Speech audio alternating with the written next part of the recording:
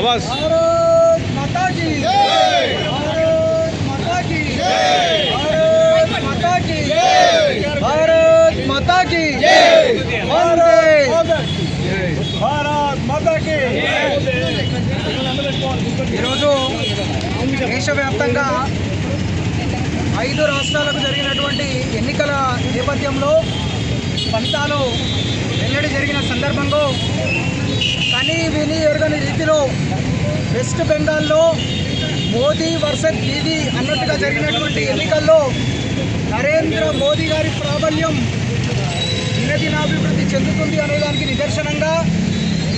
అత్యధిక మెజారిటీతో అన్ని స్థానాలు గెలిచి అన్ని రికార్డులను తిరగరాసినటువంటి భారతీయ జనతా పార్టీ ఈ దేశం మొత్తంలో అజేయమైనటువంటి శక్తిగా ఈరోజు రూపాంతరం చెందింది.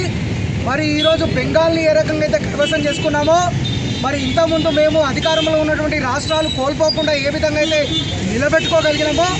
అదేవిధంగా రానున్న కాలంలో రేపు 10వ తారీఖు నాడు ఒక బహిరంగ సభ ద్వారా నరేంద్ర మోదీ గారు దాదాపు 8,000 కోట్ల రూపాయలు పెట్టుబడులు మన తెలంగాణలో పెట్టి నిధులు కేటాయించి ఆ 8,000 కోట్ల రూపాయలు ఎక్కడెక్కడ ఏ రకంగా తెలంగాణకు కేటాయించడం, ఏ రకంగా ఖర్చు చేస్తున్నామని ప్రగతి నివేదన చేయడం కోసం పరేడ్ గ్రౌండ్కి విచ్చేస్తూ ఉన్నారు. మరి 10వ తారీఖు నాడు రానున్న తెలంగాణ క్షేత్రంలో రానున్న ఎన్నికలకు నరేంద్ర మోదీ గారు నాంది పలకబోతూ ఉన్నారు. ఈరోజు బెంగాల్ ఏ రకంగా అయితే కైవసమైందో ఖచ్చితంగా రానున్న కాలంలో మా నితిన్ నవీన్ గారి జాతీయ అధ్యక్షతన, మా రామచంద్రరావు గారి రాష్ట్ర అధ్యక్షతన, మరి మా ఎంపీ మల్కాజ్గిరి పార్లమెంట్ ఎంపీ అయినటువంటి రాజేందర్ గారు,